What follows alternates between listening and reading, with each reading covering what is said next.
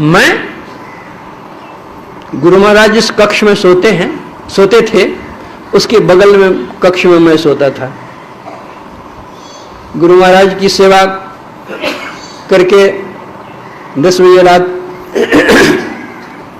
के बाद गया अपने कक्ष में सोने के लिए। अब जो मैं सोया हुआ हूं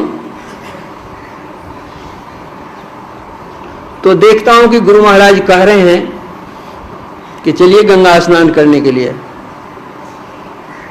गुरु महाराज साथ चला गया गंगा स्नान करने।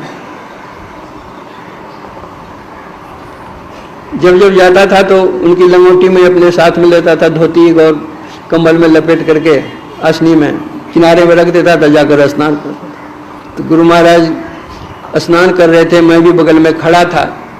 तो गुरु महाराज अपनी लंगोटी धो करके मुझे देते हैं रखने के लिए। तो मैं अपने हाथ में लंगोटी ले लेता हूँ गुरु महाराज की, और मैं देखता हूँ कि गुरु महाराज का हाथ तो कोमल है, बूढ़ा है, तो मैं अपने से खूब मल करके साफ कर दूँ। तो मैं अपने से खूब मलने लगा ऐसे करके। अब पानी में जो धोने लगा तो एक लंगोटी बह गई।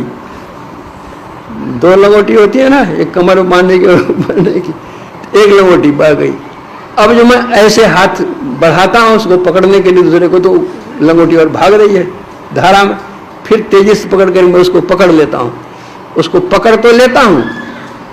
अब देखता हूँ कि गुरु महाराज ने डुबकी लगाया, भी गुरु महाराज ही नहीं है। अब तो मेरा कलेजा कांपने लग गया कि अब क्या हो गया, अब क्या होगा। अब मैं ही रह करके क्या करूंगा, गुरु महाराज जी ने तो मैं भी डूब जाता हूं। जैसे ये भावना आती है। अब समझिए गुरु महाराज अपने कमरे में थे, मैं अपने कमरे में हूं, मैं स्वप्न देख रहा हूं। इतने में गुरु महाराज मेरा नाम लेकर पुकारते हैं, संसेवी जी हुजूर यहाँ आइए। अब समझिए मैं उनके कमरे में पहुंच गया। पूछते हैं कि स्वप्न आवे रही है।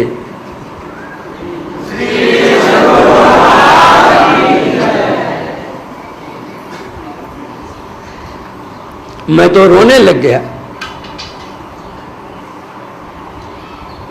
कि ये मेरे स्वप्न के भी दुख को नहीं देख सकते।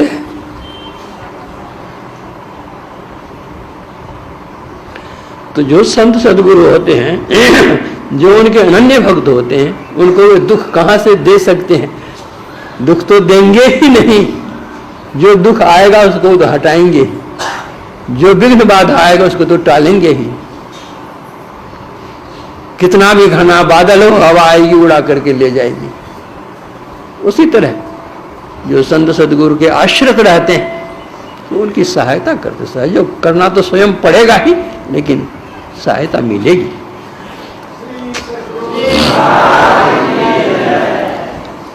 तो कबीर साहब कहते हैं अपने घट दिए ना बारू रे। तो गुरु महाराज जब मैं सोया हुआ था तो वहां कौन सा प्रकाश था, किस प्रकाश से उन्होंने देखा।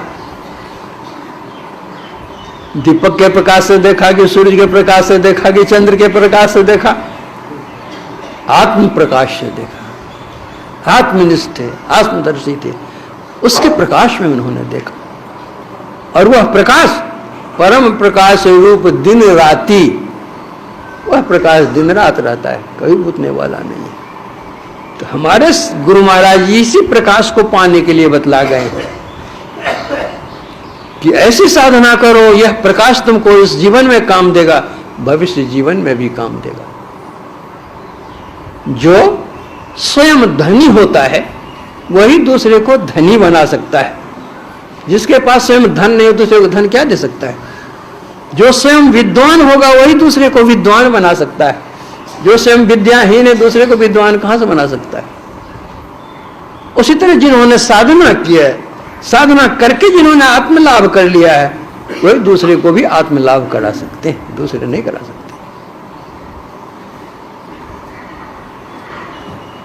एक उपनिषद की कथा है। एक ब्राह्मण देवता थे, वे त्रिकाल संध्या नहीं करते थे।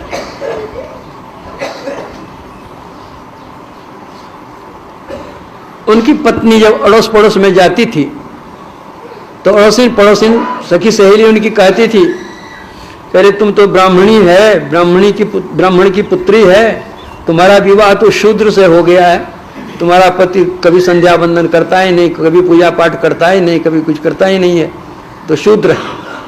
तो आकर अपने पति से कहती कि अड़ोसिन पड़ोसिन ऐसे बोल रही है, तो मुस्कुरा देते थे, कुछ जवाब नहीं देते थे। बार बार जाती थी अड़ोसिन पड़ोसिन, वही सुनने को मिलती थी, सुनते सुनते बेचारी उब गई। एक दिन आकर पति के सामने रोने लग गई और कहने लग गई कि मैं कहती हूँ तो आप तो ऐसे मुस्कुरा देते हैं और मेरी तो मृत्यु हो जाती है उन लोगों के सामने में, क्यों नहीं करते आप भी? नहाइए धोइए, तिलक चंदन कीजिए, संध्या बंदन कीजिए। तो ब्राह्मण देवता ने कहा कि देवी तुम नहीं जानती है मैं क्या करता हूं, और जो तुम्हारी सखी सहेली अड़ोसिन पड़ोसिन कहती है बेचारी, वह भी नहीं जानती है मैं क्या करता हूं। अरे संध्या किसको कहते हैं? संध्या कहते हैं, संधि शब्द से संध्या शब्द बना है। संधि कहते हैं मिलन को, जोड़ को।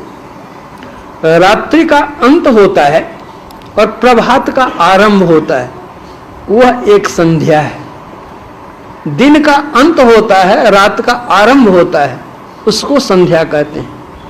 और पूर्वाह्न का अंत होता है, अपराह्न का आरंभ होता है, यह संधि काल है, यही त्रिकाल संध्या है।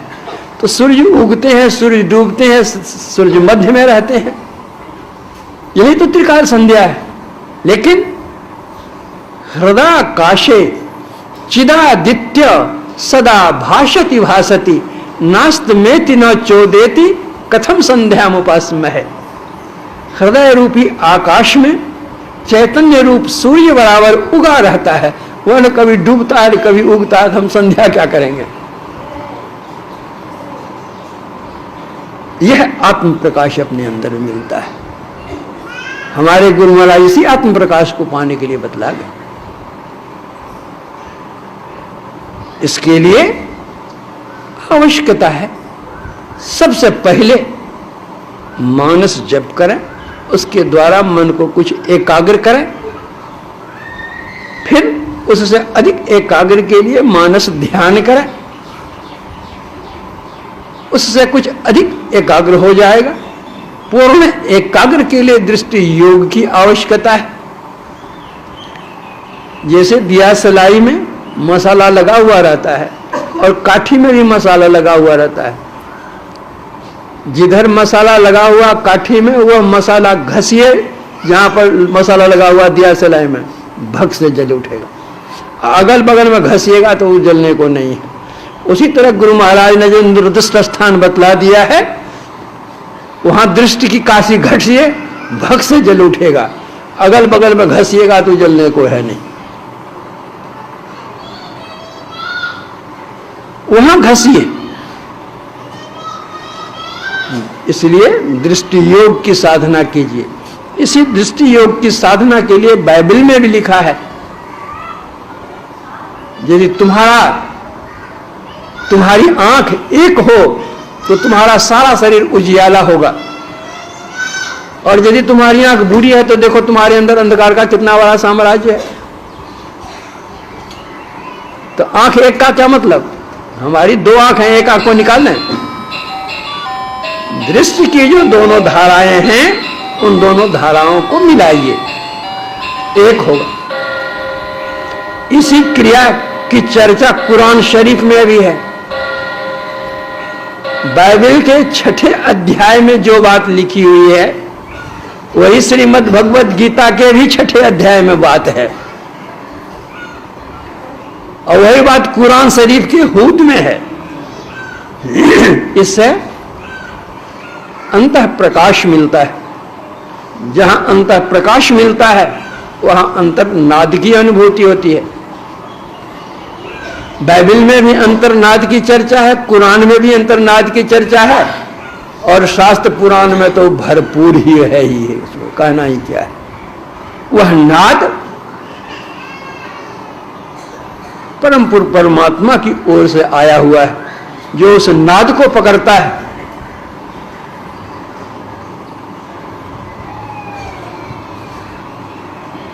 गोश वातिन हो कुशादा, जो करे कुछ दिन अमल, ला इलाहा अल्लाह अकबर पे जाने के लिए। जो सगले नसीरा की साधना करता है, दृष्टि योग की साधना करता है, उसको अंतर प्रकाश मिलता है और अंतर नाद मिलता है। वह नाद ले जाता है ला इलाहा अल्लाह अकबर पे जाने के लिए, परमात्मा के पास पहुंचा देता है। उसका यह जीवन भी प्रकाश में हो जाता है, भविष्य जीवन भी प्रकाश में हो जाता है। उसका स्वयं तो होता ही है, जिसका चाहेगा उसको भी वो कर सकता है।